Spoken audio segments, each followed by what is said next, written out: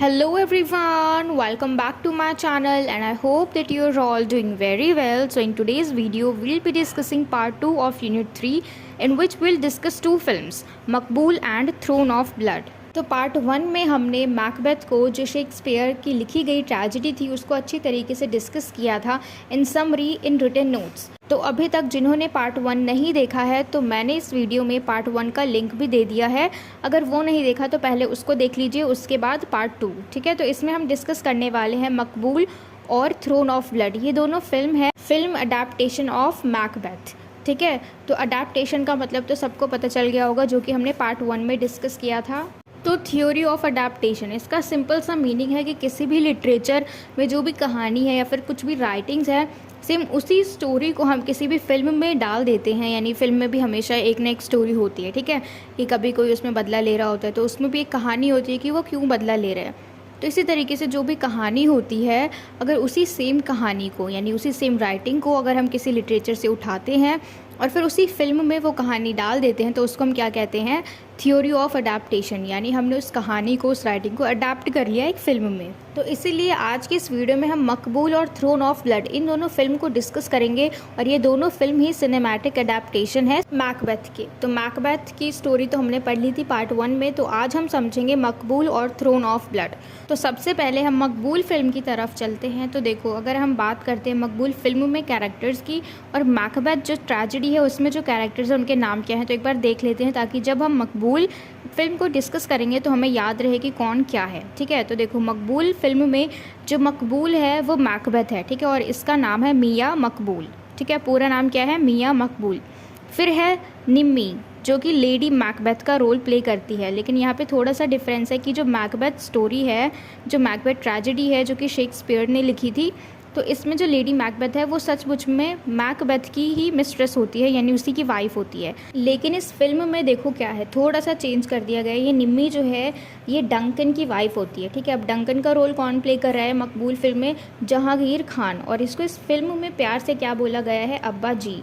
और इस फिल्म में ही इसका रियल नेम क्या है, जहांगीर खान, क्योंकि घर में लोग आपस में नाम रख देते हैं, प्यार से बोलते हैं अब्बा जी, क्योंकि फादर को हम क्या कहते हैं, पापा। पापा को तो नाम लेके नहीं बुलाते, तो इसलिए ऐसे ही फिल्म में जो भी कैरेक्टर्स हैं अब्बा जी बोलते हैं जहांगीर खान को। तो ये अब्बा जी जो हैं ये डंकन का रोल प्ले करते हैं। ठीक है, देखो कन्फ्यूज़ नहीं होना है, फिर से सुनो। ये जो डंकन है इनका पूरा नाम क्या है मकबूल फिल्म में, जहांगीर खान। और जहांगीर खान को इस पूरी फैमिली के लोग क्या कहते हैं, अब्बा जी। और अब्बा जी की शादी किससे हो रखी है, निम्मी से। तो निम्मी जो है शादी इसकी है अब्बा जी से, लेकिन ये प्यार किससे करती है, मकबूल से। और अब्बा जी किस चीज़ का रोल प्ले कर रहे हैं, जो राजा था हमारा डंकन उसका। ठीक है, फिर जो हमारे दो इंस्पेक्टर हैं, एक का नाम है पंडित और दूसरे का नाम है इंस्पेक्टर पुरोहित। ये दोनों विच का काम करते हैं, जो हमारी 3 विचेस थी ना उनका काम करते हैं, और ये लोग ही प्रोफेसी करते हैं, भविष्यवाणी करते हैं। ठीक है, फिर है काका जो कि बैंकों का रोल प्ले करते हैं यहाँ पे। ठीक है, फिर है रियाज बोटी जो कि मैकडफ है, जो कि लास्ट में मैकबेथ को मार देता है। ठीक है, और यहाँ पे कौन है, रियाज बोटी। फिर है गुड्डू जो कि फ्लियंस का रोल प्ले करता है। यानी अगर हम फिल्म की बात करें तो फिल्म में जो काका है उसका बेटा है गुड्डू, और अगर हम स्टोरी की बात करें मैकबेथ की तो बैंको का बेटा कौन है, फ्लियंस। तो गुड्डू फ्लियंस है और काका बैंको है। ठीक है, फिर है समीरा जो कि राजा के 2 बच्चों का रोल प्ले करती है। ठीक है, डंकन के 2 बेटे थे, मैल्कम और डोनाल्ड बेन। अब यहाँ पे ये जो डंकन है यानी अब्बा जी जो है, इनकी एक ही बेटी है समीरा, और इसी को दिखाया गया है मैल्कम और डोनाल्ड बेन की साइड से। तो इस फिल्म में देखो थोड़ा सा ही डिफरेंस है, क्योंकि बिल्कुल एज इट इज़ भी नहीं बना देते ये लोग, थोड़ा सा डिफरेंस रखते हैं।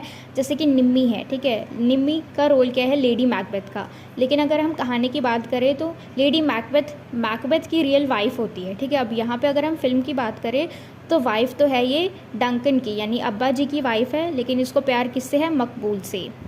तो आई होप कि ये सारे कैरेक्टर्स आपको समझ में आ गई हो। अब हम चलते हैं फिल्म के ऊपर। ठीक है, it was set in the backdrop of Mumbai underworld, Vishal Bhardwaj Maqbool 2004। तो ये मूवी जो है ये मुंबई के ऊपर बेस्ड है, यानी मुंबई में जो अंडरवर्ल्ड होते हैं ना, जो भी क्रिमिनल्स होते हैं, क्राइम होते हैं, उसके ऊपर बेस्ड है। लेकिन कहाँ पे, मुंबई में। ठीक है, और ये मूवी किसने बनाई है, विशाल भारद्वाज ने मकबूल मूवी बनाई है। कब, 2004 में। It begins with 2 corrupt policemen prophesying Maqbul's rise to power with the help of an astro chart. तो ये कहानी कैसे शुरू होती है इस फिल्म में कि दो करप्ट पुलिसमैन होते हैं जो कि विचेस का काम करते हैं, यानी ये लोग भविष्यवाणी करते हैं और यही लोग मकबूल को बताते हैं, यानी मैकबेथ को बताते हैं कि इसके हाथों जल्दी ही पावर लगने वाली है। ठीक है, किसकी हेल्प से? With the help of an astro chart. इन लोगों के पास एक एस्ट्रो चार्ट है, यानी भविष्यवाणी करने वाली एक चार्ट है, ये लोग अपने पास रखते हैं और उसी को देख के मकबूल को यानी मैकबेथ को उसकी आने वाली जो भविष्य में घटनाएं हैं उसके बारे में बताते हैं। जिस तरीके से उन 3 विचेस ने मैकबेथ को बताया था कि वो थेन ऑफ कॉटर बनने वाला है। Maqbool is able to do so by murdering अब्बा जी यानी Duncan, the criminal patriarch who is a father figure of sorts to Maqbool. तो देखो ये ऐसा कर सकता है, इसके हाथ में जो पावर लगने वाली है, जो भविष्यवाणी के अनुसार इसको पता चला है कि इसके हाथ में पावर आने वाली है। ठीक है, और ये ऐसा कर भी सकता है लेकिन अब्बा जी को मार के। अब्बा जी कौन है? डंकन, जो कि एक क्रिमिनल पेट्रियार्क है और रिश्ते में अगर हम कहें तो मकबूल के वो पिता समान हैं, क्योंकि देखो मकबूल जो है, जो मैकबेथ है इस कहानी में तो मकबूल है, ये बचपन से ही पला बड़ा है अपने पिताजी के साथ, यानी हम कह सकते हैं क्योंकि ये रियल फादर तो नहीं है लेकिन बचपन से ही अब्बा जी ने इसको पाल पोस के बड़ा किया है, तो वो एक तरीके से मकबूल के पिता समान हुए। Additionally Abba ji's mistress Nimmi, lady Macbeth, who is deeply in love with Maqbool, instigates Maqbool to kill अब्बा जी। तो देखो जिस तरीके से मैकबेथ ने अपनी लेडी मैकबेथ को, अपनी वाइफ को बताया था इस भविष्यवाणी के बारे में, ऐसे ही ये जो मकबूल है ये भी निम्मी को बता देता है। अब निम्मी कौन है? ये लेडी मैकबेथ है और इसकी शादी किससे हो रखी है? अब्बा जी से, लेकिन ये प्यार किससे करती है? मकबूल से। तो इसीलिए ये चाहती है कि अगर किसी भी तरीके से, क्योंकि देखो अगर अब्बा जी मर गए तो अब्बा जी का बेटा कौन है? मकबूल। ठीक है, मतलब रिश्ते में नहीं लेकिन ये लोग अपने एक दूसरे को ये लोग पापा और बेटा मानते हैं। ठीक है, बाप बेटा मानते हैं। तो अगर देखा जाए तो अगर अब्बा जी मर गए तो उसकी सारी पोजीशन कौन ले लेगा? मकबूल ले लेगा। ठीक है, क्योंकि ये जो अब्बा जी है ये अंडरवर्ल्ड डॉन है। तो अगर अब्बा जी मर गए, अगर अब्बा जी नहीं रहे तो अब्बा जी के जो भी जितने भी प्रॉपर्टीज़ है उसकी सारी पोजीशन, पावर, पैसा सब किसके हाथ में चला जाएगा? मकबूल के हाथ में। और लेडी मैकबेथ यानी जो अब्बा जी की वाइफ है निम्मी, उसको मकबूल से प्यार है, तो एक तरीके से निम्मी का रास्ता भी साफ़ हो जाएगा अगर अब्बा जी नहीं रहे तो। ठीक है, यानी इन दोनों की ज़िंदगी आसान हो जाएगी, क्योंकि निम्मी किससे प्यार करती है? मकबूल से। इसलिए निम्मी जो है ये इंस्टिगेट करती है मकबूल को कि वो किसी भी तरीके से अपने पिताजी को मार दे, अब्बा जी को मार दे। ठीक है, तो देखो वो उसके सामने ऐसा सिचुएशन भी रखती है कि या तो तुम अब्बा जी को चुन लो या फिर मुझे चुन लो, मैं तुम्हें ऐसे कुत्तों की तरह उनके पीछे पूंछ हिलाता हुआ नहीं देख सकती। ठीक है, अब वो बात इसलिए कहती है क्योंकि जो मकबूल है वो बहुत ही प्यार लाड़ प्यार से बड़ा हुआ है, अब्बा जी ने उसको बहुत प्यार के साथ बड़ा किया है जब वो छोटा सा था तब से। ठीक है, तो इसी बात पे जो मकबूल है वो क्या कहता है कि नहीं, वो मेरे पिता समान है और मैं उन्हें नहीं मार सकता क्योंकि उन्होंने मुझे अपनी बच्चे की तरह पाला है, इस घर में मैं बच्चे की तरह पला बड़ा हूँ, इतने प्यार से पाला है। तो तभी निम्मी उसको कहती है कि ऐसे तो फिर कुत्तों को भी बड़े प्यार से पालते हैं, तो मैं तुम्हें ऐसे नहीं देख सकती कि जैसे कोई कुत्ता अपने मालिक के पीछे पूंछ हिलाता रहता है, तो इसीलिए या तो तुम मुझे चुन लो या तो तुम उसे चुन लो। और इसके अलावा जो निम्मी है, क्योंकि उसको मालूम है कि मकबूल के लिए ऐसा करना बहुत मुश्किल है क्योंकि वो उसके पिता समान है। ठीक है, अब्बा जी जो है वो मकबूल के लिए उसके पिता समान है, तो वो कई बार कोशिश करती है, उसकी मर्दानगी के ऊपर सवाल उठाती है, मतलब वो कोशिश करती रहती है कि किसी न किसी तरीके से वो उसको मार दे, क्योंकि निम्मी के लिए ये बहुत अच्छा होगा अगर अब्बा जी नहीं रहे तो। ठीक है, ताकि वो अच्छे से आराम से अपनी ज़िंदगी मकबूल के साथ बिता सके।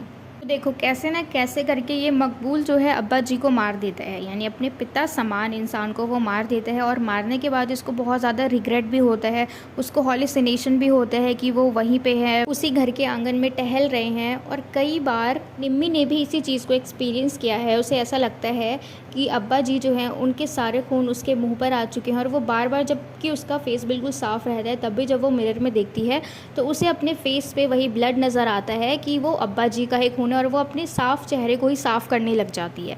ठीक है, यानी इन दोनों को ही बहुत ज़्यादा डर लगने लग जाता है, हॉलिसिनेशन होने लग जाता है कि इन्होंने उसको मार दिया। उसके बाद हम देखेंगे जिस तरीके से मैकबेथ जो है अपना रास्ता साफ़ करने के लिए बैंकों को मारता है, ठीक है, और फ्लिएंस के पीछे पड़ जाता है जो बैंकों का बेटा है। तो इसी तरीके से इस फिल्म में भी मकबूल जो है ये काका और गुड्डू इन दोनों को मरवाने की प्लानिंग करता है, लेकिन गुड्डू जो है वो बच के निकल जाता है और काका जो है वो मारा जाता है। जिस तरीके से बैंक को मारा जाता है और फ्लिएंस बच के निकल जाता है, उसी तरीके से गुड्डू भी बच के निकल जाता है और काका जो है वो मारा जाता है। काका कौन है? गुड्डू का पिता। आगे देखते हैं। The policeman also predict that Maqbool will remain safe provided the sea does not enter his house but the customs agents raid his house as a result of smuggling deal at the seaport।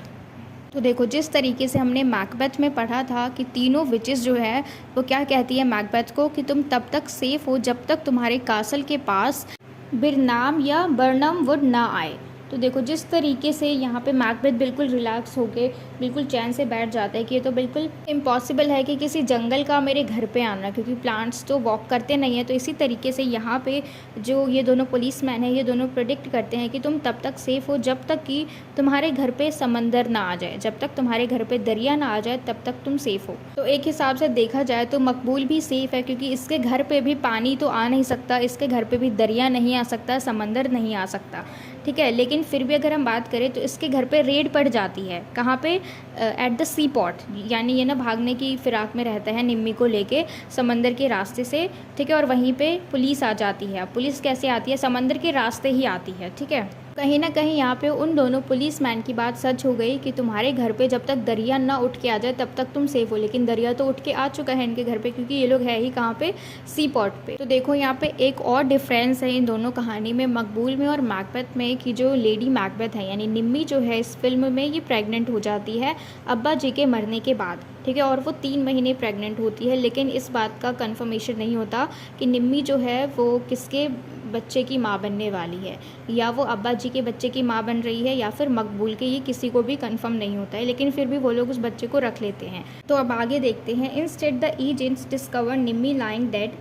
She has in the meanwhile also given birth to a child. The paternity of the child remains uncertain whether it is Makbul's or Abbaji's। तो इसी भागा दौड़ी में जब मकबूल police से बच के भागता है, उसी वक्त निम्मी जो है ये हॉस्पिटल में एक बच्चे को जन्म देती है, ठीक है। उसके बाद मकबूल जो है बच्चे को हॉस्पिटल में ही छोड़ के निम्मी को वहाँ से उठा के ले आता है ताकि ये दोनों भाग जाएं, ठीक है। और इनका जो बच्चा है वो कौन ले लेता है? जो मैल्कम और डोनाल्ड बेन है, यानी जो अब्बा जी की बेटी है समीरा और जो बैंको का बेटा है गुड्डू। ये दोनों इस मूवी में कपल होते हैं, गुड्डू और समीरा। और अगर हम मैकबेथ स्टोरी की बात करें तो फ्लियंस और मैल्कम कह लो, ठीक है। ये दोनों कपल होते हैं और यही दोनों इसके बच्चे को संभालते हैं, क्योंकि इनको क्या लगता है कि ये बच्चा कौन है? अब्बा जी का, और अब्बा जी की बेटी कौन है? समीरा। तो इसलिए इनको लगता है कि ये बच्चा हमारे पिताजी का है तो इसको रख लेना चाहिए।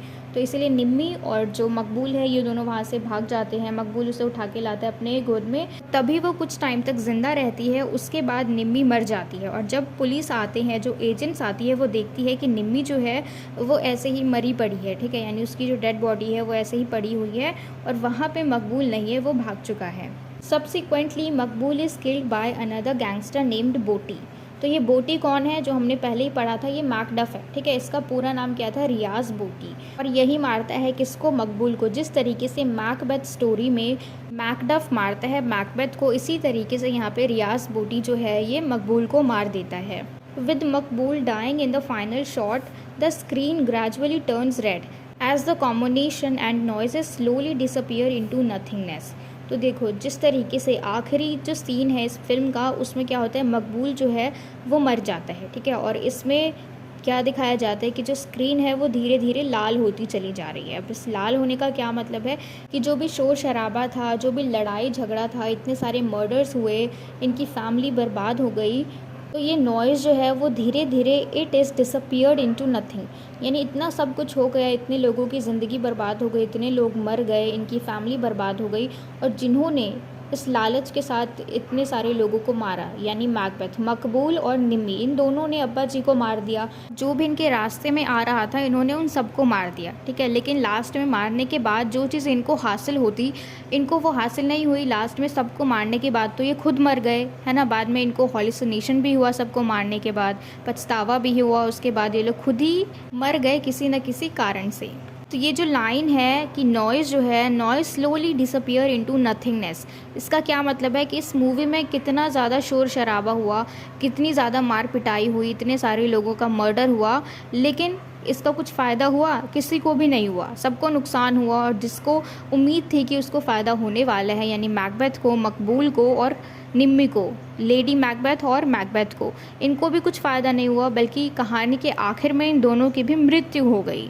तो नथिंगनेस का मतलब है कि इन्होंने जो भी किया, इतने सारे षड्यंत्र बनाए, प्लान बनाया, सबको मारा, ये सब कुछ क्या हो गया, नथिंग, मतलब कुछ मतलब ही नहीं था इन सब कुछ का, सब कुछ वेस्ट हो गया ना। तो ये थी हमारी पहली फिल्म जिसका नाम है मकबूल। अब हम चलते हैं दूसरी फिल्म पे जिसका नाम है थ्रोन ऑफ ब्लड, जो कि किसने बनाया था, अकीरा कुरोसावा ने, ठीक है। और ये कब बनाया गया था, 1957 में। तो देखो, जैसा कि हम सबको मालूम है कि ये जो फिल्म है मकबूल और थ्रोन ऑफ ब्लड, इसमें सेम टू सेम कहानी कैसी है, मैकबेथ के जैसी, ठीक है। तो बार बार हम कहानी को रिपीट नहीं करेंगे, अब हम देखेंगे फिर से, क्योंकि इसमें भी कहानी सेम है। तो जो जो डिफरेंसेस हैं हम सिर्फ उन डिफरेंसेस को देखेंगे, ठीक है। बाकी कहानी बिल्कुल सेम है। जो जो डिफरेंस है, जो भी डिफरेंसेस हैं, जितनी भी डिफरेंसेस हैं जो कि इस फिल्म को हमारे रियल स्टोरी से, यानी रियल स्टोरी ऑफ मैकबेथ की स्टोरी से अलग बनाती है, हम उन सारे डिफरेंसेस को देखेंगे, ठीक है। क्योंकि बाकी कहानी तो सारी सेम है, तो जो चीज़ अलग है हम सिर्फ उसको देख लेते हैं। तो सबसे पहले हम देखेंगे इनके सारे कैरेक्टर्स, ठीक है। तो देखो, ये जो मूवी है थ्रोन ऑफ ब्लड, ये जापानीज़ मूवी है और इसको किसने बनाया है, अकीरा कुरोसावा ने, इन 1957, ठीक है। अब हम देख लेते हैं सारे कैरेक्टर्स को। तो सबसे पहला मेन कैरेक्टर कौन है इसमें, मैकबेथ। और मैकबेथ का नाम क्या है इस फिल्म में, ताकेतोकी वाशिजू, ठीक है। इस नाम को याद रखना है, क्योंकि देखो जापानीज़ नेम हमें जल्दी से लर्न नहीं होंगे, है ना। तो इसीलिए हम फिर से रिपीट करते हैं, मैकबेथ कौन है, ताकेतोकी वाशिजू। फिर है लेडी मैकबेथ, इसका नाम क्या है, असाजी। फिर है योशियाकी मिकी, ये कौन है, बैंको। फिर है योशीतेरू मिकी सन, ये कौन है, बैंको का बेटा है, यानी योशियाकी का बेटा कौन है, योशीतेरू, जो कि फ्लिएंस है। फिर है कुनिहारू सुजुकी, ठीक है, जो कि कौन है, डंकन, यानी किंग। और इस फिल्म में हम कहेंगे तो इस फिल्म में क्या है, किंग नहीं है बल्कि लॉर्ड है, ठीक है, लॉर्ड बोला गया है इनको। फिर है कुनीमारू, जो कि सुजुकी के बेटे हैं, यानी डंकन के बेटे हैं कुनीमारू, यानी कौन, मैल्कम। फिर है नोरियासु ओगागुरा, ये कौन है, मैकडफ। नोरियासु ओगागुरा कौन है, मैकडफ। फिर है फॉरेस्ट स्पिरिट, जो कि विचेस का रोल प्ले करते हैं, ठीक है, कौन, फॉरेस्ट स्पिरिट। तो ये नाम जो है काफ़ी डिफ़िकल्ट है हमारे लिए, तो इसको ना, मतलब ये जो चार्ट है ना, इसको 2-3 बार पढ़ लेना, ताकि आपके दिमाग में ये जो नाम है वो सेट हो जाए, ठीक है, कि किसका नाम क्या था, ठीक है। तो देखो, हिंदी में तो हमारे लिए इजी था कि किसका नाम क्या था, लेकिन जापानीज़ में हमारे लिए थोड़ा मुश्किल होगा, हम शायद मिक्स भी कर दें। तो इसलिए एक बार इस चार्ट को पढ़ लेना अच्छे से। तो इस फिल्म की शुरुआत कैसे होती है, एक आइसोलेटेड लैंडस्केप से, जो कि बिल्कुल फॉग से घिरा हुआ है, बहुत ज़्यादा शांति है वहाँ पे, बहुत साइलेंस है, कोई भी म्यूज़िक नहीं है। यानी अगर मूवी को हम स्टार्ट करते हैं तो कुछ कुछ म्यूज़िक वगैरह लगा देते हैं, लेकिन यहाँ पे कोई म्यूज़िक नहीं है, कोई साउंड नहीं है, बिल्कुल शांति है। आइसोलेटेड सा लैंडस्केप है, यानी सबसे अलग, बिल्कुल अकेला, यहाँ पे बहुत ज़्यादा शांति है, पूरा माहौल जो है वो बहुत ज़्यादा शांत है, वहाँ कोई म्यूज़िक नहीं, कोई साउंड नहीं, और फॉग है बहुत ज़्यादा, ठीक है। यानी चारों तरफ से फॉग से घिरा हुआ है ये लैंडस्केप, और वहाँ पे सिर्फ हवाएं चल रही हैं, ठीक है। ये जो शांति है ये बार बार डिस्टर्ब हो रही है उन हवाओं के शोर से। तो इस तरीके का कुछ सीन दिखाया जाता है शुरू में जब ये फिल्म शुरू होती है, ठीक है। तो अब हम चलते हैं डिफरेंसेस पे। तो देखो, जो मैकबेथ है, जो रियल ट्रेजेडी है मैकबेथ, उसमें सेटिंग क्या रखी गई है, स्कॉटलैंड। और इस फिल्म की सेटिंग जो है ये कहाँ रखी गई है, जापान में।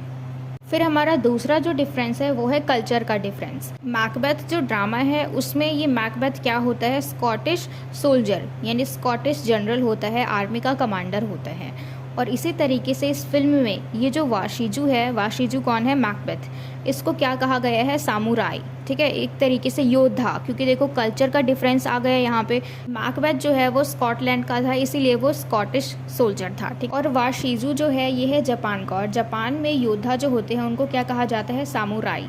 और थर्ड डिफरेंस जो है वो है असाजीज प्रेगनेंसी, यानी लेडी मैकबेथ जो है इस फिल्म में, जो असाजी है वो प्रेग्नेंट हो जाती है, और वो वाशिजू को बताती है कि वो प्रेग्नेंट है, यानी किसको बताती है, मैकबेथ को। और अपनी प्रेगनेंसी का रीज़न देके वो उसको मनाती है कि क्यों ना तुम बैंको को मार दो। और बैंको कौन है इस फिल्म में, योशियाकी मिकी और योशीतेरू मिकी। योशियाकी मिकी कौन है, बैंको, और योशीतेरू मिकी कौन है, फ्लिएंस, यानी बैंको का बेटा। तो वो इन दोनों को मारने के लिए कहती है। लेकिन डिफरेंस यहाँ पे क्या है कि जो रियल वाली कहानी है, जो लेडी मैकबेथ है, वो सिर्फ प्लान बनाती है किंग को मारने के लिए, ताकि किंग वाली जो पोजीशन है वो मैकबेथ को मिल जाए। और अगर मैकबेथ जो है वो किंग बन जाएगा तो ऑटोमेटिकली जो लेडी मैकबेथ है वो क्वीन बन जाएगी, ठीक है। और यहाँ पे जो असाजी है, यानी यहाँ पे जो लेडी मैकबेथ है वो सीधा बैंको को मारने के लिए बोलती है, रियल वाली जो लेडी मैकबेथ है वो किंग को मारने के लिए बोलती है। फिर हमारा फोर्थ डिफरेंस है मैकडफ्स रोल। तो जो रियल वाला ड्रामा है मैकबेथ का, उसके अंदर मैकडफ का बहुत ज़्यादा इंपॉर्टेंट रोल होता है। क्यों? क्योंकि ये ही मैल्कम को कन्विंस करके लेके जाता है कि तुम चलो अपने पिता की मृत्यु का बदला लो और अपने स्कॉटलैंड में राज करो, क्योंकि वो तुम्हारा ही है। क्योंकि उसके पिता को किसने मारा? मैकबेथ ने। तो उसको कन्विंस करके कौन लेके गया? ताकि तुम उसके अगेंस्ट लड़ो। तो उसके अगेंस्ट लड़ने के लिए किसने मनाया मैल्कम को? मैकडफ ने। तो एक तरीके से जो रियल वाला वर्जन है मैकबेथ का, उसमें जो मैकडफ है उसका बहुत ज़्यादा इंपॉर्टेंट रोल है। और इस फिल्म के अकॉर्डिंग देखा जाए तो यहाँ पे ज़्यादा इंपॉर्टेंट रोल नहीं है मैकडफ का। फिर हमारा लास्ट डिफरेंस क्या है? वाशीजूस डेथ। ठीक है, यानी किस तरीके से मैकबेथ को मारा गया। तो जो रियल वाली कहानी है मैकबेथ की, उसके अंदर कैसे मारा गया कि सिर्फ उसका सिर हाथ में लेके जो मैकडफ है वो बाहर आता है, क्योंकि मैकडफ ही ऐसा इंसान है जो मैकबेथ को मार सकता है। ठीक है, तो जो रियल वाला है मैकबेथ, उसमें क्या दिखाया है कि स्टेज पे मैकडफ उसका सिर लेके आता है हाथ में मैकबेथ का। ठीक है, यानी मैकडफ ने उसको मार दिया और उसका सिर उठा के ले आया। और लेकिन जो वाशीजूस डेथ है इस फिल्म में, थ्रोन ऑफ ब्लड में, इसकी मृत्यु कैसे होती है कि जो वाशीजू है यानी मैकबेथ जो है, इसकी खुद की सेना ही इसके खिलाफ हो जाती है और इसकी खुद की सेना ही इसको मारती है। इसकी मृत्यु किसके द्वारा होती है? इसकी खुद की सेना के द्वारा, खुद की आर्मी के द्वारा। ठीक है, जो ये रूल करते हैं जिस आर्मी के ऊपर, वही आर्मी इसके अगेंस्ट हो जाती है और उनके द्वारा ही इसकी मृत्यु होती है। ठीक है, तो ये सारे हमारे डिफरेंसेस थे। इसके अलावा जो भी कहानी है हमारे मैकबेथ की और इस फिल्म की थ्रोन ऑफ ब्लड, ये बिल्कुल सेम है। ठीक है, तो मुझे पूरी उम्मीद है कि आपको सब कुछ क्लियर हो गया हो। इसमें हमने कहानी को डिस्कस नहीं किया क्योंकि सारी स्टोरी बिल्कुल सेम है। जो भी डिफरेंसेस थे हमें सिर्फ वो जानना था। उसके अलावा जो भी स्टोरी है हमारी मैकबेथ की और थ्रोन ऑफ ब्लड की, वो सारी सेम है। तो आज के इस वीडियो में इतना ही। हमने इन दोनों फिल्म को अच्छे से डिस्कस किया और पहले पार्ट में हमने मैकबेथ की रियल स्टोरी को डिस्कस किया है। अगर आपने अभी तक फर्स्ट पार्ट नहीं देखा है तो जाके देख लीजिए। इस वीडियो की डिस्क्रिप्शन बॉक्स में आपको पार्ट 1 का लिंक मिल जाएगा, आप वहाँ से देख लीजिए। ठीक है, तो आज की इस वीडियो में इतना ही और मुझे पूरी उम्मीद है कि आपको ये वीडियो, ये दोनों फिल्म अच्छे से क्लियर हो गए होंगे। And if so then please let me know in the comment box if you like this video and share it with your friends as well so that they can get help from it. And don't forget to subscribe my channel. Until we meet in the next video, keep learning.